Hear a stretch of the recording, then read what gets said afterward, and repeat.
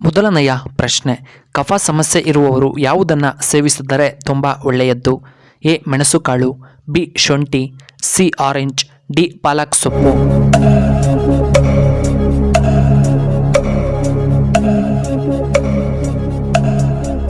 ಇದಕ್ಕೆ ಸರಿಯಾದ ಉತ್ತರ ಆಪ್ಷನ್ ಬಿ ಶುಂಠಿ. ಎರಡನೆಯ ಪ್ರಶ್ನೆ, ಲಕ್ಷ್ಮೀದೇವಿಯ ಗಂಡ ಯಾರು?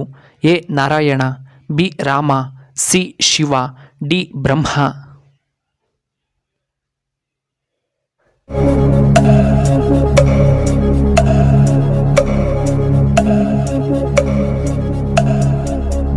ಇದಕ್ಕೆ ಸರಿಯಾದ ಉತ್ತರ option A Narayana.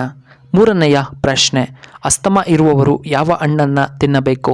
A orange, B ಮಾವಿನ ಹಣ್ಣು, ಸಿ ಪಪಾಯ ಹಣ್ಣು, ಡಿ ಸೇಬು.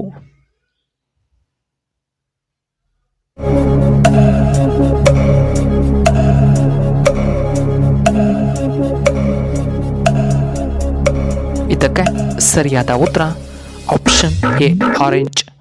ನಾಲ್ಕನೆಯ ಪ್ರಶ್ನೆ, ಸುಟ್ಟ ಗಾಯಕ್ಕೆ ಏನನ್ನ ಹಚ್ಚಬೇಕು?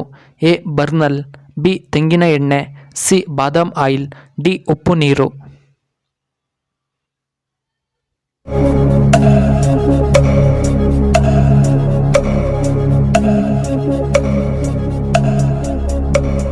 ಇದಕ್ಕೆ ಸರಿಯಾದ ಉತ್ತರ ಆಪ್ಷನ್ ಬಿ ತೆಂಗಿನ ಎಣ್ಣೆ.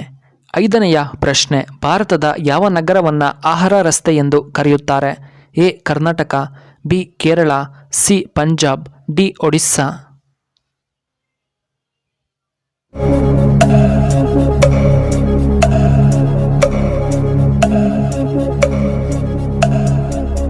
ಇದಕ್ಕೆ ಸರಿಯಾದ ಉತ್ತರ ಆಪ್ಷನ್ ಡಿ ಪಂಜಾಬ್.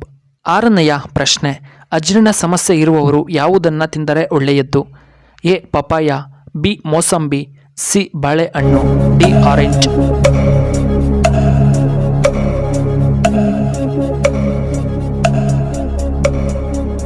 ಇದಕ್ಕೆ ಸರಿಯಾದ ಉತ್ತರ ಆಪ್ಷನ್ ಸಿ ಬಾಳೆಹಣ್ಣು.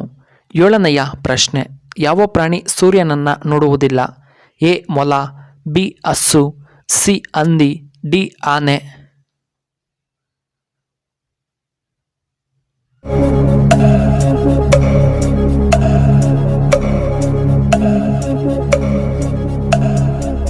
ಇದಕ್ಕೆ ಸರಿಯಾದ ಉತ್ತರ ಆಪ್ಷನ್ ಸಿ ಹಂದಿಗಳು.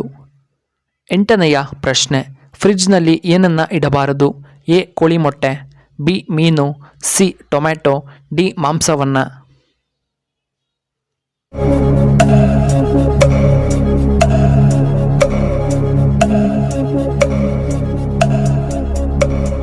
ಇದಕ್ಕೆ ಸರಿಯಾದ ಉತ್ತರ ಆಪ್ಷನ್ ಎ ಮೊಟ್ಟೆ. ಒಂಬತ್ತನೆಯ ಪ್ರಶ್ನೆ, ಮಾನವನ ಮೆದುಳು ಎಷ್ಟು ಗ್ರಾಂ ಬರುತ್ತದೆ? A 1150 gram, B 1350 gram, C 1230 gram, D 1250 gram.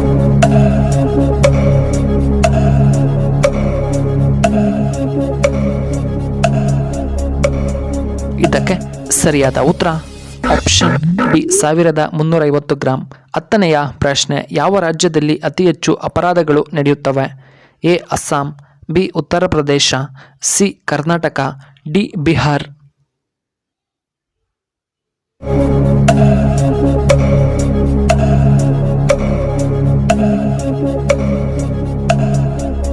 ಇದಕ್ಕೆ ಸರಿಯಾದ ಉತ್ತರ ಆಪ್ಷನ್ ಬಿ ಉತ್ತರ ಪ್ರದೇಶ.